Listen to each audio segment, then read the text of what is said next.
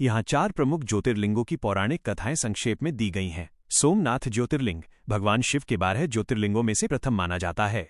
यह गुजरात के सौराष्ट्र क्षेत्र में स्थित है। इसकी कथा बहुत ही रोचक और पौराणिक महत्व वाली है। यहाँ सोमनाथ ज्योतिर्लिंग की पौराणिक कथा विस्तार से दी गई है। सोमनाथ ज्योतिर्लिंग की पौराणिक कथा। 1. प्रजापति दक्ष की 27 पुत्रियां। पौराणिक कथाओं के अनुसार ब्रह्माजी के पुत्र प्रजापति दक्ष की 27 पुत्रियां थीं। इन सभी 27 पुत्रियों का विवाह चंद्रदेव चंद्रमा के साथ हुआ था। ये 27 पुत्रियां वास्तव में आकाश के 27 नक्षत्र हैं। 2. रोहिणी से विशेष प्रेम और दक्ष का श्राप। यद्यपि चंद्रदेव की 27 पत्नियां थीं, लेकिन वे सबसे अधिक प्रेम रोहिणी से करते थे। वे अपना अधिकांश समय रोहिणी के साथ ही बिताते थे और अन्य पत्नियों की उपेक्षा करते थे। जब अन्य पुत्रियों ने अपनी व्यथा पिता दक्ष को सुनाई, तो दक्ष ने चंद्रमा को समझाया। चंद्रमा के व्यवहार में सुधार न होते देख राजा दक्ष क्रोधित हो गए और उन्होंने चंद्रमा को श्राप दे दिया कि तुम क्षय रोग, ट्यूबरक्लोसिस, वेस्टिंग डिजीज से ग्रस्त हो जाओगे और तुम्हारी चमक, कांति धीरे धीरे खत्म हो जाएगी। 3. चंद्रमा का क्षय होना और घोर तपस्या। श्राप के प्रभाव से चंद्रमा हर दिन घटने लगे और उनकी चमक फीकी पड़ने लगी। पूरी सृष्टि में हाहाकार मच गया, क्योंकि चंद्रमा के बिना वनस्पतियों को पोषण नहीं मिल रहा था। तब चंद्रमा ने अन्य देवताओं के साथ ब्रह्माजी से सहायता मांगी। ब्रह्माजी ने उन्हें सुझाव दिया कि वे प्रभास क्षेत्र वर्तमान सोमनाथ में जाकर भगवान शिव की आराधना करें और मृत्युंजय मंत्र का जाप करें। 4. भगवान शिव का प्रकट होना। चंद्रदेव ने प्रभास क्षेत्र में एक शिवलिंग की स्थापना की और हजारों वर्षों तक कठिन तपस्या की। उनकी भक्ति से प्रसन्न होकर भगवान शिव प्रकट हुए। भगवान शिव ने कहा कि मैं दक्ष के श्राप को पूरी तरह खत्म तो नहीं कर सकता, लेकिन इसके प्रभाव को बदल सकता हूं। शिवजी ने वरदान दिया कि एक पक्ष कृष्ण पक्ष में तुम्हारी कांति घटेगी, लेकिन दूसरे पक्ष शुक्ल पक्ष में तुम फिर से बढ़ोगे और पूर्णता को प्राप्त करोगे। इस प्रकार चंद्रमा को नया जीवन मिला। 5. ज्योतिर्लिंग की स्थापना। चंद्रदेव की प्रार्थना पर भगवान शिव उसी स्थान पर ज्योतिर्लिंग के रूप में सदा के लिए विराजमान हो गए। चूंकि चंद्रमा को सोम भी कहा जाता है और उनके स्वामी ईश्वर शिव बने, इसलिए इस ज्योतिर्लिंग का नाम सोमनाथ पड़ा। सोमनाथ मंदिर का महत्व। प्रथम ज्योतिर्लिंग, इसे सभी ज्योतिर्लिंगों में आदि पहला माना जाता है। मोक्ष की प्राप्ति। मान्यता है कि यहाँ दर्शन करने और श्रद्धापूर्वक पूजा करने से मनुष्य के पाप धुल जाते हैं और उसे रोगों से मुक्ति मिलती है। पुनरुद्धार का प्रतीक। इतिहास में सोमनाथ मंदिर को कई बार तोड़ा गया, लेकिन हर बार ये अपनी भव्यता के साथ फिर से खड़ा हुआ। वर्तमान मंदिर का निर्माण सरदार वल्लभभाई पटेल के प्रयासों से हुआ। मल्लिकार्जुन ज्योतिर्लिंग, जो आंध्र प्रदेश के श्रीशैलम में कृष्णा नदी के तट पर स्थित है, भगवान शिव के 12 ज्योतिर्लिंगों में से एक है। इसकी कथा भगवान शिव के दोनों पुत्रों गणेश और कार्तिकेय के बीच हुई एक प्रतिस्पर्धा से जुड़ी है।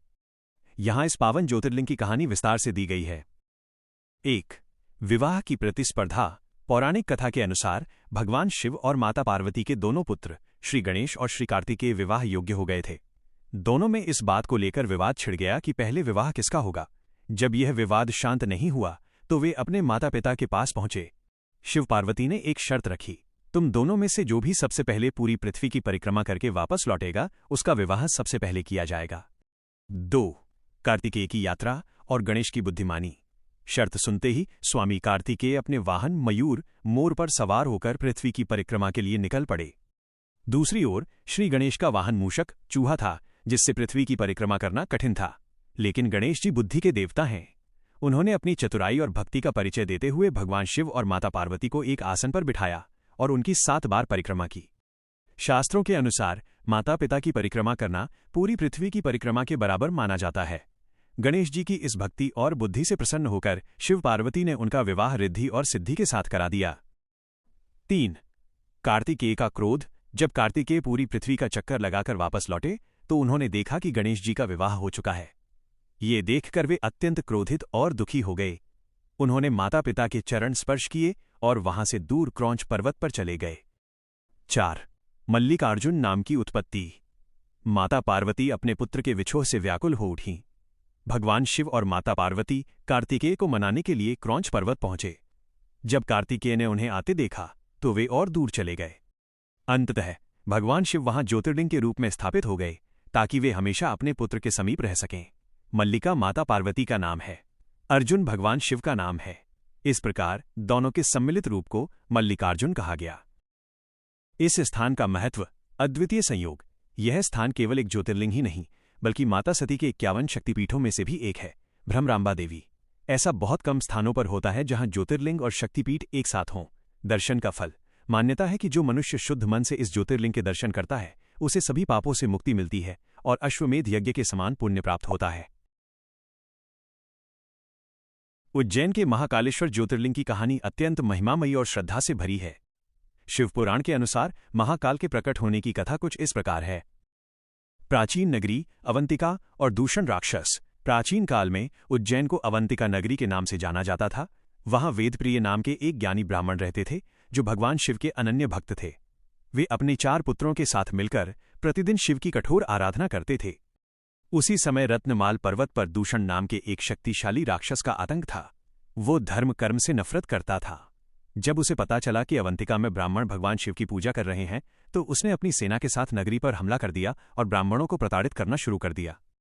शिव का महाकाल के रूप में प्रकट होना। राक्षस दूषण ने जब ब्राह्मणों पर प्रहार करने की कोशिश की तब वे विचलित नहीं हुए और भगवान शिव का ध्यान करते रहे। जैसे ही दूषण ने उन पर हाथ उठाया, धरती फट गई और भगवान शिव एक भयंकर रूप में प्रकट हुए।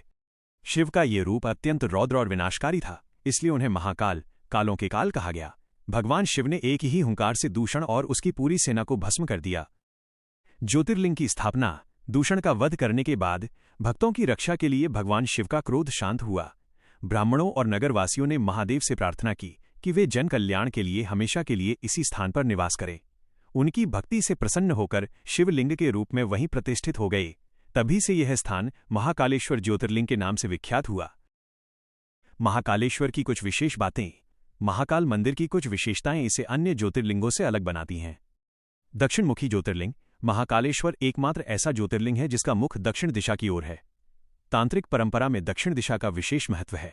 भस्म आरती। यहाँ की विश्व प्रसिद्ध भस्म आरती सुबह के समय होती है, जिसमें भगवान का ताजी भस्म से अभिषेक किया जाता है। क्षिप्रा नदी का तट।